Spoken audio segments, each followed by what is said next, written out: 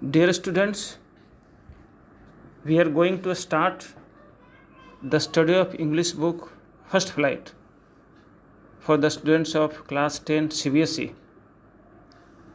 The first lesson is a letter to God. I am going to explain the lesson.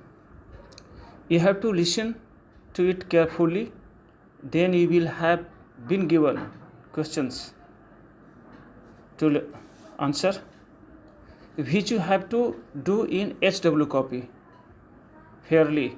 If you have any queries, you can contact to be clear. See the lesson now, a letter to God.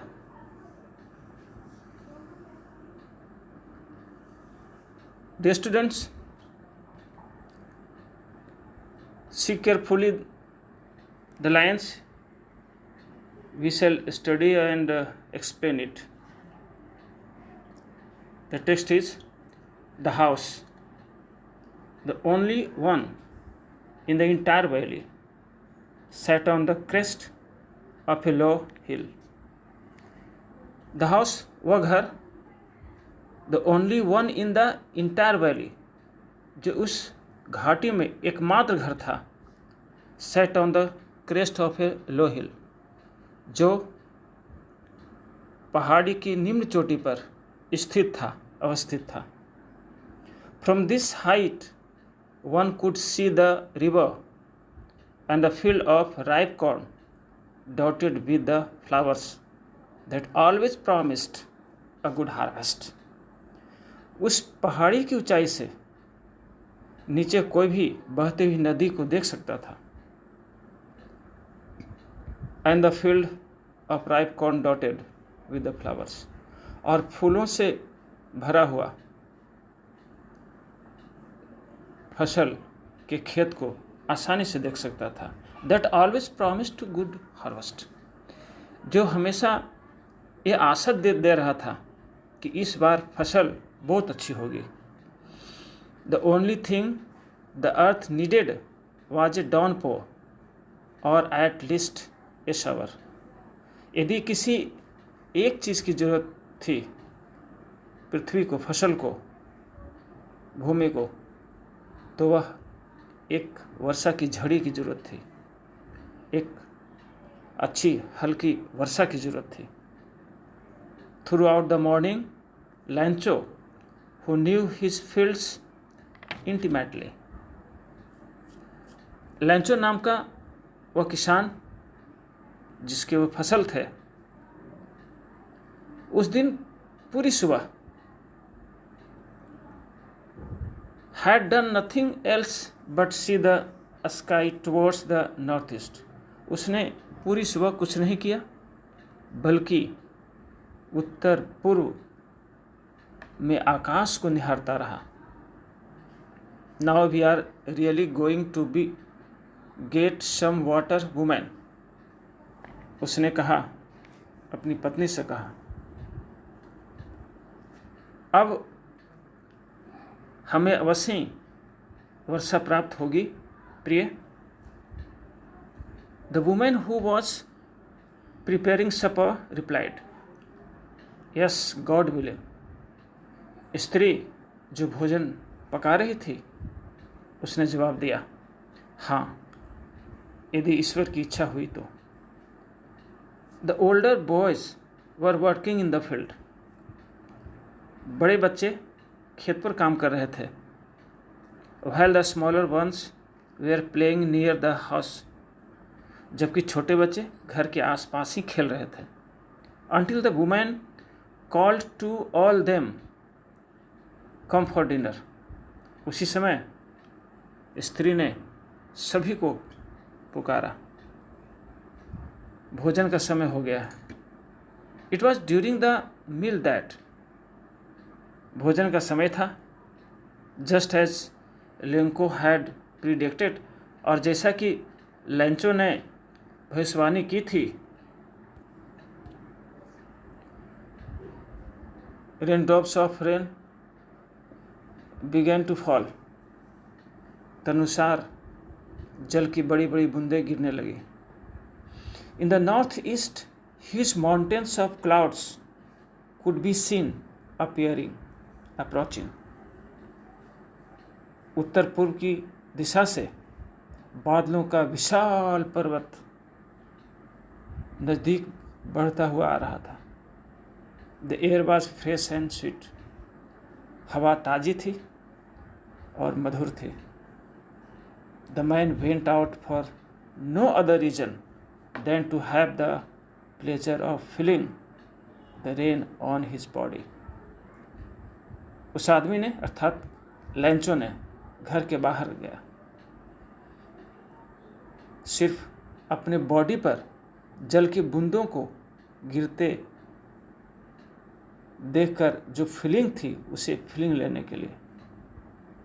And when he returned he exclaimed, और जब वह लौट कर घर आया तो चीख पड़ा, these aren't rain drops falling from the sky.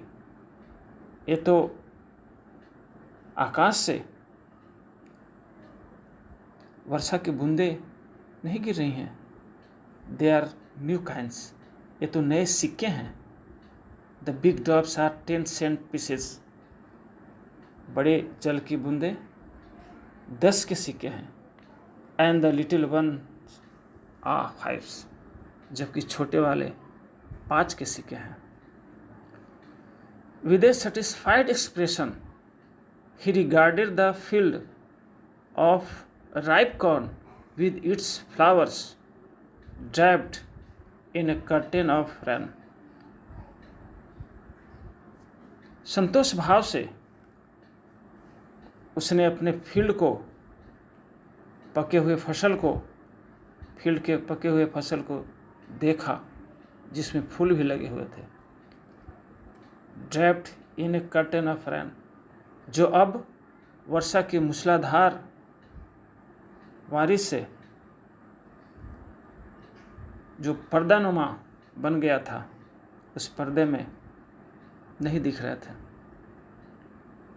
जब मूसलाधार बारिश होती है तो आसपास के पेड़ पौधे घर भी नहीं दिखते हैं, मानो लगता है वर्षा की धार ने पर्दा लगा दिया हो।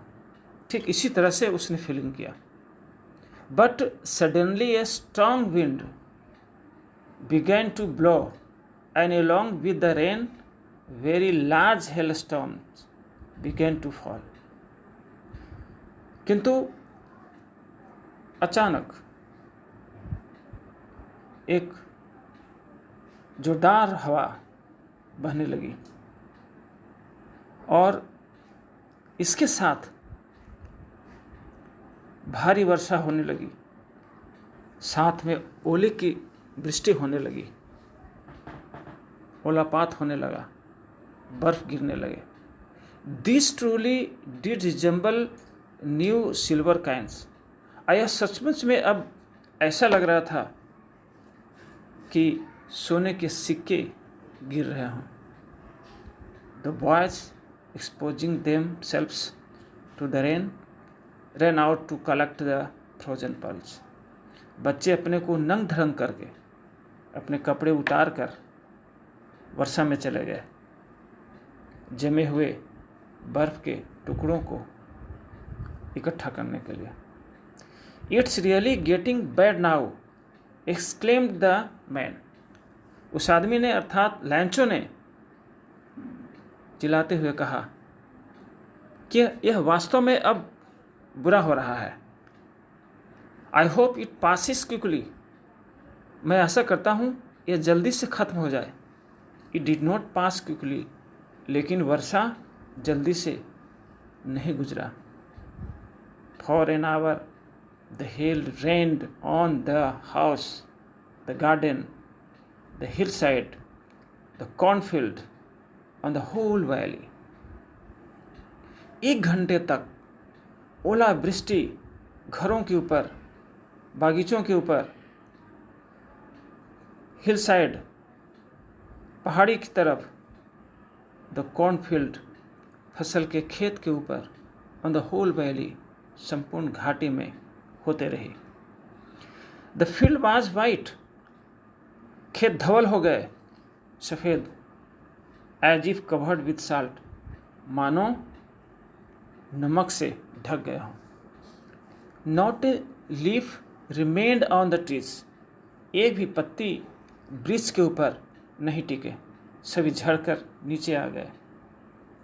The corn was totally destroyed, फसल पूरी तरह से बर्बाद हो गई। The flowers were gone from the plants, पौधे के ऊपर सभी फूल झड़ गए। Lencho's soul was filled with sadness, Lencho का दिल दुख से भर गया। When the storm had passed, और जब तूफान गुजर गया, he stood in the middle of the field, तो किसान लैंचो ने अपने खेत के मध्य में खड़ा हो गया। And said to his sons, और अपने पुत्रों से कहा, a plague of locust would have left more than this, टिड्डों का प्रकोप कम से कम इससे अधिक छोड़ जाता। The hail has left nothing, लेकिन ओलापात ने कुछ भी नहीं छोड़ा। This year we will have no corn, इस वर्ष हम लोग के पास कुछ भी अनाज नहीं होगा। That night was a sorrowful one, वह रात्रि बड़ा ही दुखद रात्रि थी। All our work for nothing, हम लोग का मेहनत बेकार गया। There's no one who can help us, और यहाँ कोई भी नहीं है जो हमारी मदद करे। We will all go hungry this year, हम सभी इस साल भूखे रहेंगे। We are going to stop here dear students, यहाँ हम समाप्त करते हैं। वीडियो के स्लैब के साथ हम कुछ क्वेश्चंस दे रहे हैं, जिसे आपको करके अपने फेयर कॉपी में कर लेना है। कोई क्वेरीज हो तो फिर संपर्क करना है। That's all, thank you very much.